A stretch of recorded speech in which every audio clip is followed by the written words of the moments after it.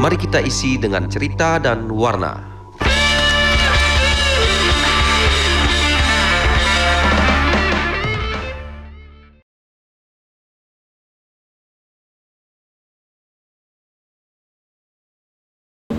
Darah itu kan belum sejak kapan menggunakan lawarnya menggunakan darah kan nggak tahu lagi kisahnya, karena saya juga dapat kisahnya itu, cuma saya belum buka aja kan.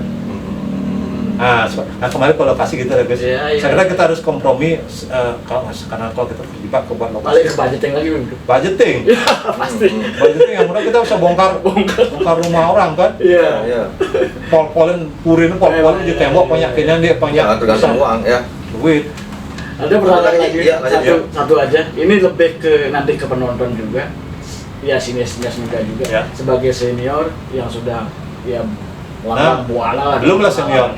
Karena melajah. Kapan lagi senior? Saya ada senior.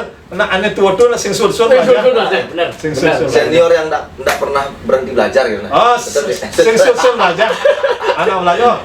Mahasiswa apa nih? Mahasiswa mati. Benar. Saya setuju sekali itu. Pertanyaan saya gini, Pak, dalam sebuah film, dalam sebuah karya film, pakem apa ataupun nilai-nilai apa yang harus ada di dalam sebuah film yang menjadi keharusan untuk menarik penonton bisa mendapatkan pesan dari film itu. Artinya ada pakem ataupun nilai harus ada seperti ini. Saya kan gini, saya kembali setiap seniman itu mempunyai tanggung jawab. Iya. Tanggung jawab kehidupan, tanggung jawab budaya, tanggung jawab kemanusiaan. Kalau saya itu tambahan manusia lingkungan.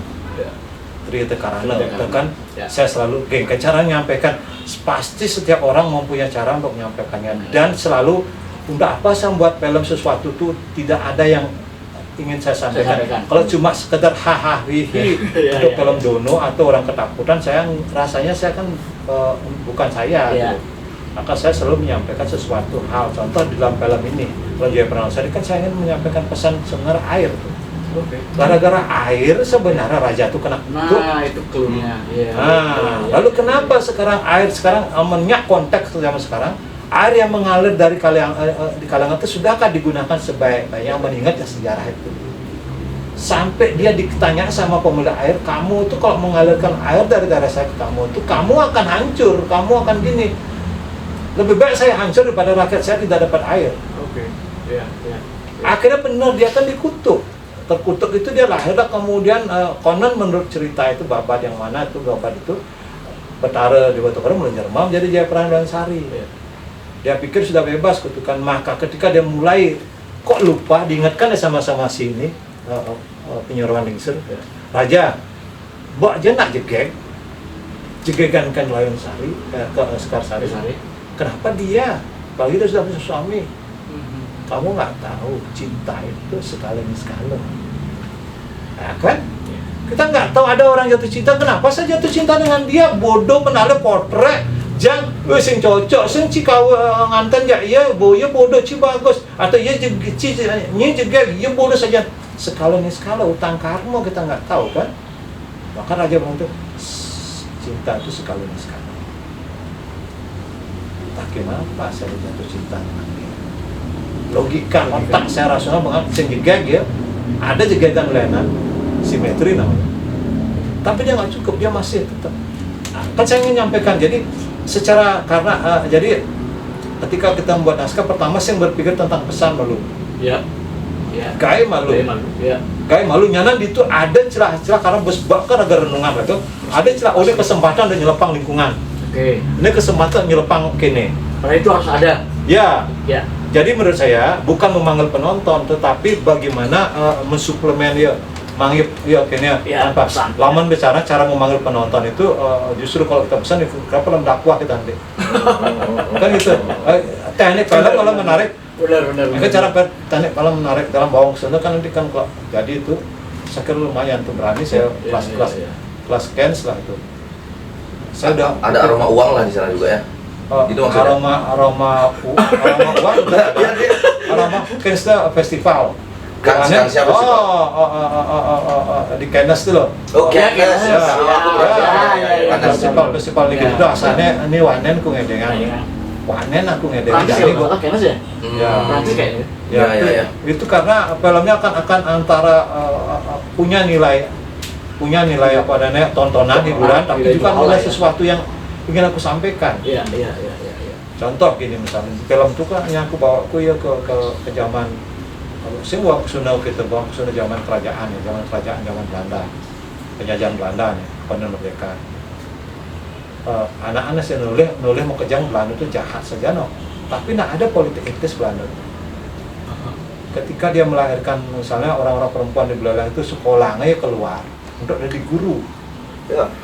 Nah kan saya nggak aja nak tulis Belanda itu jahat. Saya mau kejang sih Belanda jahat. Makanya menggunakan kata penjajahan itu masih kontroversial. Masih Ya dia kan, gini, gitu. dia memerintahnya sekarang kan baru kita tahu bahwa setelah konsing 350 tahun ya. Karena waktu itu terjadi antara perang gini dagang aja sebenarnya itu. Iya, bukan Mara setelah Indonesia merdeka, ini Mara ada Indonesia nih. Mara ada Indonesia, Iya. Mara sekan jajah. Itu pun gagal, mereka kan cuma menduk race lalu bubar. Sebelumnya kan enggak, yang ini mulai dikuasai sama Belanda, tapi daerah itu kan enggak dikuasai sama Belanda. Sama PT PUC namanya kan, iya. konden tuh loh. Lebih ke Makanya ada, waktu marah-marah kan lagi nawang, aku sendiri marah-marah, boyo saja benar maksudnya. Konden ada di Indonesia kan tuh. Ada gitu Indonesia nu paling alih. Apa sih ada nih Nusantara atau apa ada dapatlah ini Indonesia ada. Indonesia. Yang terjadi kan lebih seperti ke ras lah ya. banyak film dari Raga menggunakan kisah bawang ke Sunda, cerita. Tapi Raga ke gede itu loh. Aku merasa keren nih. Asal diskusi saya dengan dia kemudian ini kan punya kena aja kena itu penting kita kemudian saya klik dengan dia nyambung. Nah, tuh. Oke. Ya, Itu aja dari saya.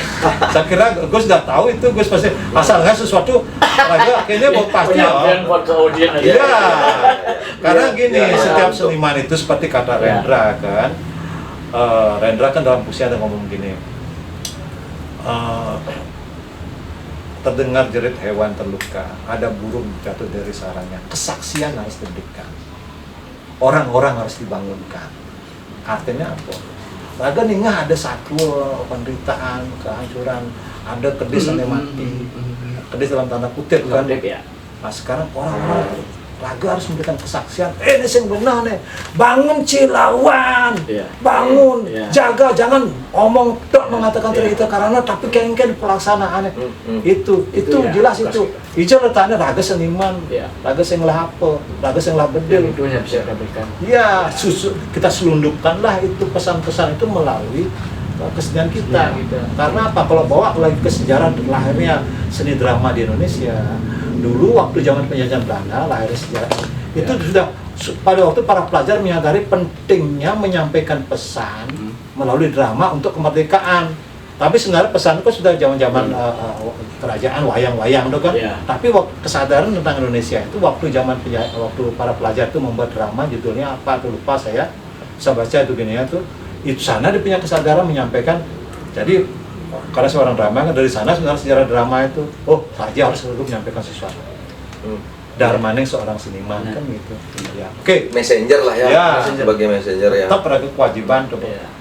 Terima kasih. sama-sama senang saya ngobrol. Mungkin terakhir lah, pertanyaan terakhir. Nah, kalau tadi kan Pak Udo ngomong Suadarmaning seorang seniman itu karena tidak punya senjata, tidak punya uang itu, ya menyampaikanlah pesan, kita sampaikan pesan itu agar jadi viral gitulah ya kan. Di film Jayapran Lawan Sairi ini, yang mana menurut Pak Udo yang jadi epicentrum pesannya yang ingin Pak Udo sampaikan? Yang paling yang ingin saya sampaikan ini kan Ya. kalau kisah Jayaprana ada orang melihat dengan gampang itu Jayaprana sebagai pemesan, Lawan Sari sebagai pemesan, tapi bagi saya itu rajanya itu ketika dia mengalami tragedi dia soal air itu yang itu yang paling bagi penting. saya paling penting. Jangan memadai-madai teologis berarti nih. Enggak, jangan gini. Lebih baik saya menghancur daripada rakyat saya tidak dapat air. Harus menjadi raja seperti itu meskipun Iya, endingnya dia menjadi raja, kehancuran. pemimpin itu bukan untuk dilayani, dia harus menyelamatkan rakyatnya, bukan untuk dihidupi oleh rakyat. pemimpin jangan sampai berpikir dia harus dihidupi rakyat. Dia harus melayani rakyat. Oke. Ya, kan sekarang dia bilang gini kepada Betaronya kan, Betara Betaronya. Ya, saya siap mati hancur. Lebih baik saya mati hancur daripada rakyat saya tidak dapat air. Ya, kalau mau gitu, saya alirkan airnya, silahkan alir. Mengalirlah air itu, baru dapat air mereka, baru hidup. Tumbuh semua tanaman misalnya.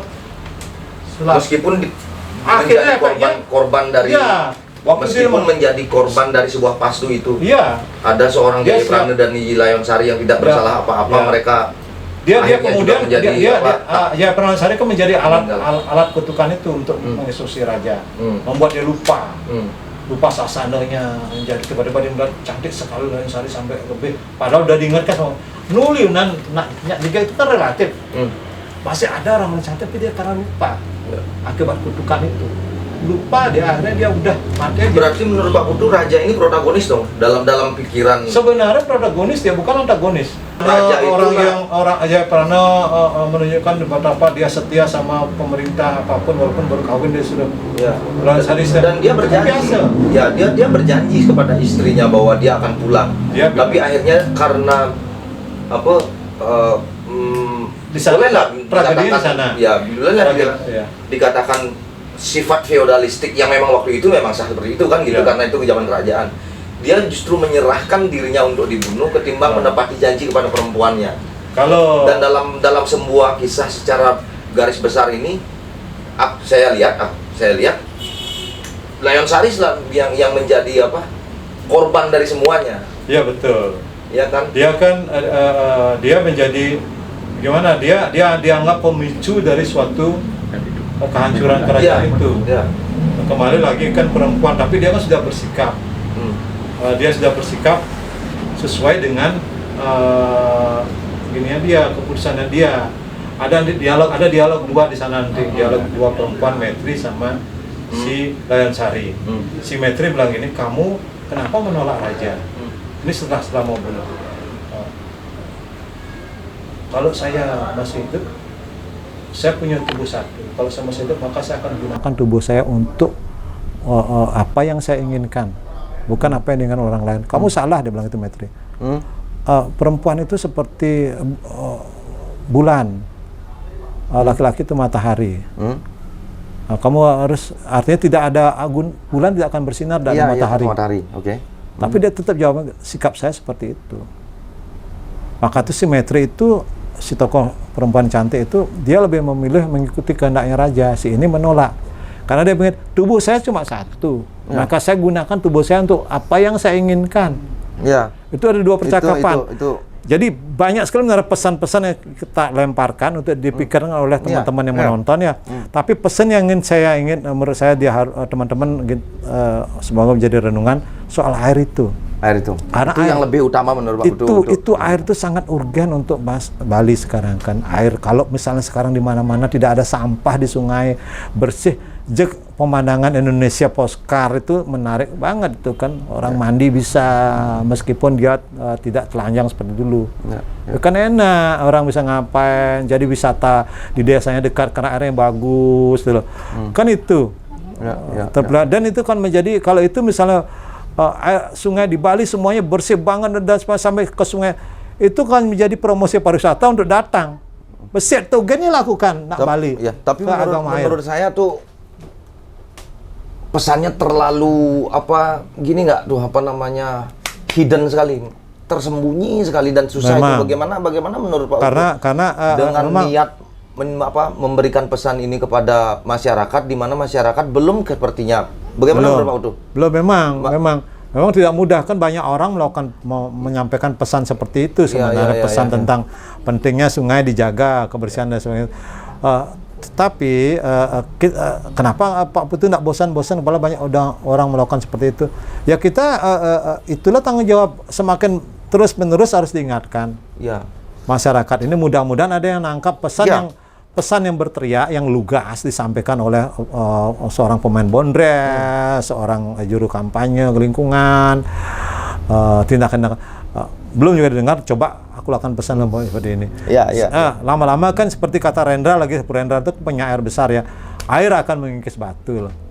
Sekokoh air apa batu karang apapun, terus ya kayaknya mudah-mudahan suatu kali ada kesadaran baru di mana mulai tersadar bahwa sampah itu bermasalah, sehingga mari begitu anak mengorbankan sang raja, mengorbankan dirinya untuk air yang mengalir, mari kita jaga apa kewahnya. Momen nyaga pasti satu. Saya belakangan mulai sadar loh, kalau kita menjaga air dengan baik, saya yakin sekali loh ada sesuatu yang pasti. gini. Ya. Saya sekarang saya nyiram halaman dengan kesadaran saya memberikan kesejukan. Datanglah kekuatan baik kemari, bukan yang jahat. Sebelum saya minum air ketika pagi hari gini, saya terima kasih Betara telah ada air. Mudah-mudahan airnya sekali memberikan manfaat kepada saya. Selalu saya mengucapkan itu karena mungkin pikiran uang, mungkin uling air ini segak mencasuk itu bisa lah kata ke pipis, karena bisa kuat mengkai.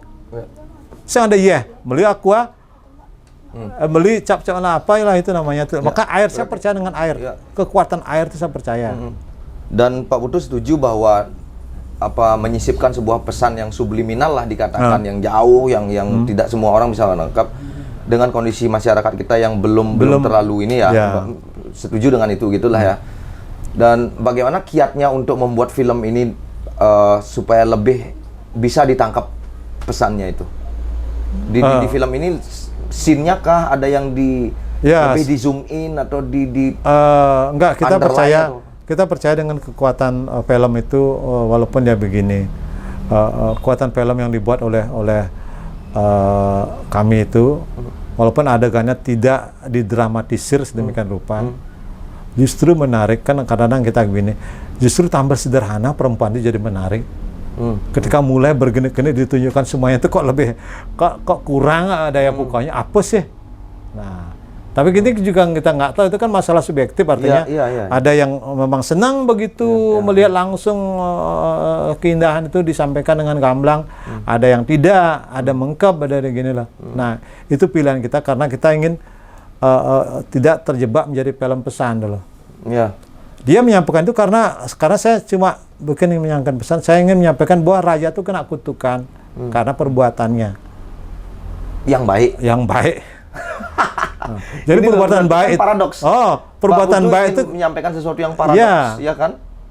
Kita terpaksa, hidup ini kan pilihan-pilihan. Iya.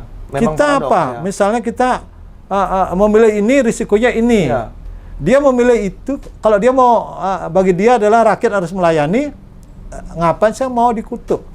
Iya, itu. Lebih saya tidak usah ngalirkan air, cukup air itu menetes ke rumah, ke puri saya saja. Kan kapan juga nanam yang lainnya. Berarti nggak tahu ya, ini mungkin cara berpikir progresif aja. Misalnya ketika raja itu menyadari bahwa dengan mengalirkan air itu akan terjadi kutukan seperti ini, seharusnya ada nggak tindakan raja yang lain, misalnya tetap air itu teralirkan, tapi tidak terjadi tragedi yang memakan korban yang tidak bersalah apa-apa. Tidak ada, dia hasil dari Samadhi itu, kalau saya baca gini ya, hanya itu satu-satunya jalan. Hanya itu satu-satunya jalan. Kamu ke sana, kan di sana sumber air memang. Tuh sumber ya.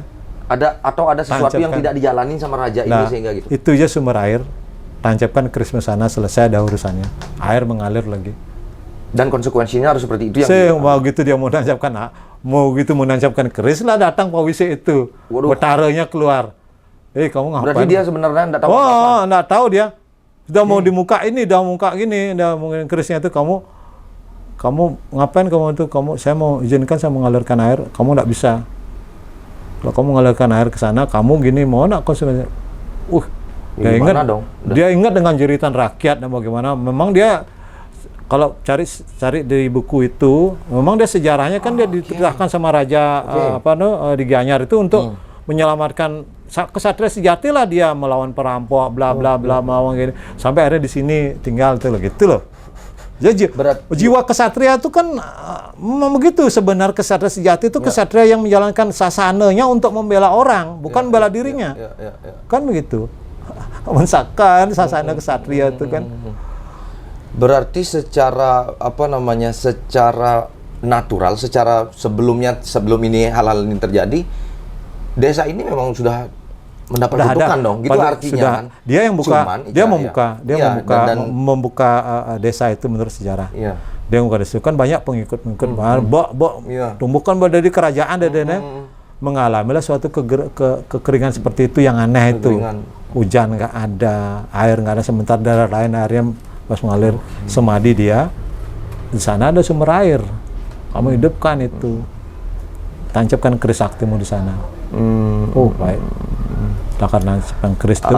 Berarti di sana dapat grey suasana apa namanya abu-abunya. Ya. Karena ternyata yang mati semua ini ya untuk kebaikan masyarakat semua jadinya kan gitu. Semuanya menjadi caru lah kalau kita bilang. Caru Ya kan? Ya, caru Konsepnya untuk kepentingan itu. Ya, okay. Raja mati kalian kene, lengah kalian kene, kalian mulai melakukan kebaikan yang terpaksa dia jalankan. Ya. Jadi, ya dia harus terima itu. Yang kedua si Jayaprana juga dia sebuah utusan sebenarnya dan dia nerima. Dia kan utusan dia dari Betara itu kan, Batu Karu itu kan. Ya, ya. Dia kemudian dia menjalankan titah lebih baik saya mati daripada raja saya tidak daripada raja saya gila. Kalau raja saya gila, kan kena Songgaling itu apa ngomongnya tuh kalau kamu nonton film saya? Ipidan Bapo nyelamatan cai, mulian kemanusiaan. Kan banyak gerubuk tuh mati, dia gitu, bawa ke kerajaan. Jadi aku matikan kamu demi negara nih. Dulu dia menyelamatkan kecil itu demi kemanusiaan, sekarang mau membunuh dia itu demi negara. Berarti wah ini lagi seru jadinya nih kalau ke dalam. Sekarang kan begitu fenomena. Berarti Jayaprana itu mengetahui bahwa dia dibunuh karena memang raja itu mendapat kan? kutukan. Dia tidak tahu itu. Tidak tahu. Cuman dia rajanya waktu raja kalau itu jadi lebih masuk. Waktu rajanya manggil dia itu, aku pernah ngalamin gini lah. Mungkin kamu yang akan membawa kutukan itu. Ya. Kamu baca nak lontar-lontar dari pengelisir tua itu? Kan ditulis riwayat saya. Aku hidupkan air dan akan kena kutuk. Mungkin kamu ya sekarang bawa kutukannya. Raja Jayaprana diam aja. Jadi saya nak bikin apakah dia tahu dan tidak. Yang jelas jadi dia. Rahasia sang raja ini tidak pernah menyampaikan bahwa rahasia kerajaan disimpan di pustaka. Dia kan orang pustaka dia. Dia kan orang pustaka bukan sekedar dia suka baca kan. Udah baru kebayang. Oke, kalau begitu dialog dia dengan istrinya juga. Nah, kalau begitu jadi lebih jelas, jadi lebih jernih cara orang menangkap sebuah subliminal message di dalam itu karena ya setiap apa yang ingin kamu capai selalu ada pengorbanan kan gitu intinya kan. Ya. Itu paradoks. Hidup pilihan-pilihan dunia ini hidup ya sebuah pilihan lah, pilihan kamu akan begini, kamu akan begitu, kamu harus siap. Milih kamu menjalankan air, kamu akan mati. Riwayat saya memang raja itu kan harus melindungi rakyatnya. Lebih baik saya mati ketimbang rakyat saya luar biasa ini. Itu makanya ada yang kita jadi pemimpinnya. Sekarang kan nangkap pemimpin. Dari segi ceritanya Pak Utuh, dari segi ceritanya ini kayak ada keren, dua kan? blending ya antara romance, ya pengorbanan dalam romance yang biasa lah kalau Romeo and Juliet misalnya sampai Ingtai kan hampir sama. Sampai intainya, yang sampai intainya lebih rendah ceritanya sama dengan Romeo juga lebih rendah. Yang ini dalam banget sebenarnya.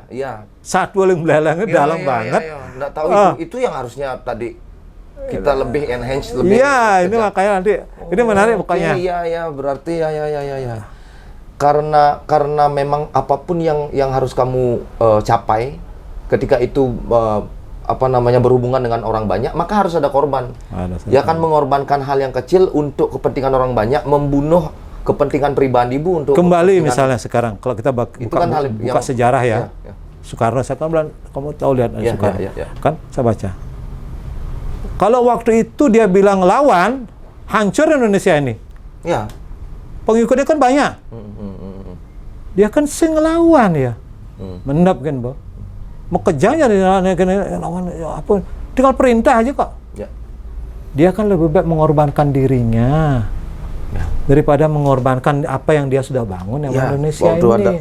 Ada dua dimensi yang menurut saya tuh menarik sekali karena kalau seandainya mereka ini tahu bahwa ini kutukan mungkin akan lebih gimana ya? Ya kan Lion Sari dan ini mungkin kita tidak akan menyalahkan dia karena ini juga masyarakat ya kan. Selama ini kalau dibikin jadi dua dimensi yang ada ini romance pure-nya, ini ada air matanya lah di sana ketika rajanya mulai gitu.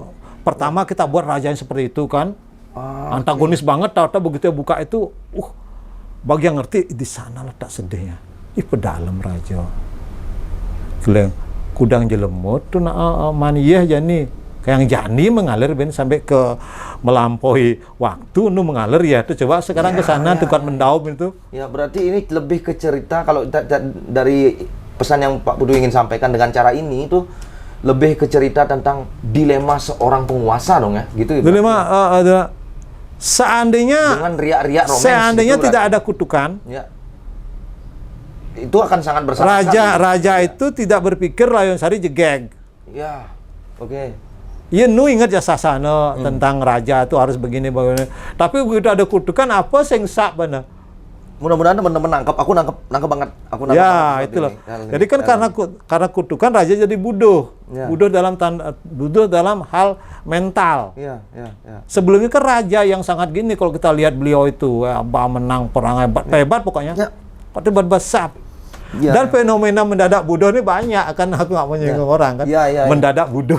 Aku nggak sampai berpikir ke sana karena nggak sempat berpikir ke sana karena itu apa di zaman-zaman feodalistik, di zaman-zaman kerajaan ya memang raja seperti itu kan. Iya. Makanya di teaser aku lihat satu kata dari siapa namanya tuh yang tokoh buatan yang aku Demang bilang nyen ye anedota ngejak raja. Ya kan siapa dia harus nyungkem. Itu kan hal yang biasa. Yang Dan biasa. menurut saya memang membenci itu gitu. Seandainya saya tidak memasang adegan tentang kutukan itu, akan kesantap sih raja. Ya. Kan mulai biasa raja demen raja ini bukan Ini sekedar bukan karena demen itu. tapi karena kutukan. Karena saya masang si pemain saya penyerawan dingsir Ratu, banyak sekali yang cantik-cantik. Banyak yang lebih cantik dari pemain inilah. Kalau saya bilang pemainnya kan biasa-biasa aja wajahnya. Kenapa dia? Karena Layon Sari ini memang utusan dari sapine sapa bawa jane nepuk raga nepuk nak loh teh sak beraga raga kene pu jegek jan tepuk jegek jan tepuk gitu. Menurut Pak Utu ini benar-benar Pak Utu dapat dari babat atau Pak Utu ingin sedikit imajinasi? Setelah saya Tapi di babat kan setelah tidak seperti itu kan? Setelah saya artinya mengawinkan berapa fakta-fakta itu, fakta misalnya apa? Fakta rajanya menurut dari warih-warih beliau raja itu sing gitu. Sing gitu dalam leluhur saya tidak begitu. Ada loh penggot babat dia tuh kena kutukan. Kan saya tidak boleh mungkin ini sebabnya Ampura Ratu Betara saya mendapatkan disayangi sama beliau, lalu saya disuruh buat filmnya. Wah, ini Bang. Kan bisa aja kan, ngapain sih butuh satria, mengapa bukan si A atau si B, si C. Dan karena saya juga orangnya tidak arogan, saya tahu sikut saya dot film saya ini sekedar luas, maka saya ngajak orang. Bu, ini harus digini. Kan ada orang yang sok-sokan ragu mumpung ragu nih, cik film kelas kecamatan gak nya nan. Sang dot film ini saya ini film kisah Jayaprana nanti mendunia. Itu minimal itu niat kita dulu kan. Aku mulai gini loh. Jadi karena itu, jadi aku nggak sekedar gini, aku egois. Sing aku nulisnya karena aku sekan riset. Amunto buku aku misalnya riset tentang Jayaprana itu amunto bentuknya. Nggak ada niat bikin apa kayak bedah isi message dengan epilog Pak Utu dengan biarkan dulu sementara. Iya, soalnya saya yakin kan ada aneh mulut tertarik, aneh kan silakan. Pasti tidak sampai ke sana lah kalau enggak detail ini kita ngobrol sampai betul. Oke Pak Utu yang terakhir lah. Terakhir ya. Anak saya udah nunggu ya. Kasih apa ya pesan lah untuk sinias muda Buleleng Bali. Seperti apa sih? Ya, teman-teman senias Buleleng atau Bali, selama ini leluhur kita sudah membuat kesenian tari, tabuh, dan sangat terkenal itu di dunia. Sangat terkenal, teater, pertunjukan itu sangat terkenal. Contohnya misalnya Colonarang itu kan memberikan inspirasi pada lahirnya teater besar dunia. Dulu teater itu adalah jarak penonton dengan yang ditonton itu jelas. Tapi datang Colonarang dari Bali ke Paris, maka melahirkanlah satu pola tontonan yang teater total. Artinya penonton dan tontonan itu bisa pecah. Jadi sudah menginspirasi seni kita ke tingkat internasional. Nah sekarang melalui seni film, nah kita juga harus berusaha membuat. Mulai dari apa yang kamu bisa buat. Sekarang begitu mudahnya alat-alat. Kalau kamu nggak punya kamera bagus, kamu buat eksperimen dari HP. Simpan itu. Nanti kalau bagus itu bisa menjadi proposalmu untuk membuat film besar. Saya kan kalau saya nggak punya apa-apa, tapi saya tetap berbuat, saya nulis saya dulu. Pelan-pelan baru kemudian semesta menunjuk sesuatu untuk memberikan kita ajak kerjasama. Uang bagi saya itu tidak masalah, walaupun saya nggak punya uang. Tapi ide itu yang masalah, tidak selamanya ada ide. Jadi sekali lagi, teman-teman di Bali, terutama Buleleng, karena film Bali itu datangnya dari Buleleng. Orang Buleleng yang pertama kali membuat film di Bali, keluarga dari Panji Tisno. Maka kita berusahalah kita membuat film juga. Apapun kesulitanmu, jek berkarya. Uang nomor 2. Bagi saya uang nomor 2, berkarya dulu, nanti uang pasti datang. Itu loh. Semoga selalu sukses teman-teman semuanya, filmmaker Buleleng, filmmaker Bali. Kita buat kesenian baru ini menjadi setara gemanya dengan kesenian warisan leluhur yang lain seperti seni tari, tabuh maupun pertunjukan ya. Om Santi Om. Oke, mungkin saya tutup ya. Terakhir, saya dapat sesuatu yang sangat berharga dari subliminal message yang barusan dibuka-buka, yang mungkin tidak banyak orang bisa menangkapnya, bahwa setiap apapun yang kita ingin targetkan atau apa yang ingin kita capai itu tidak akan pernah lepas dari sebuah paradoks hitam putih, tangis dan tawa. Maka kita semua harus bersiap ketika ingin mencapai sesuatu, maka bersiaplah dengan resiko-resiko, dan setidaknya sebisa mungkin kita tekan atau reduce resiko-resiko itu dengan pengendalian diri dan mungkin intelektualitas. So itu aja. Waktu itu mari kertas kosongkan diri dan isi dengan cerita dan warna. Saya Aristiana Jack dan Pak Putu Satria undur diri. Sampai jumpa. Ya, makasih ya.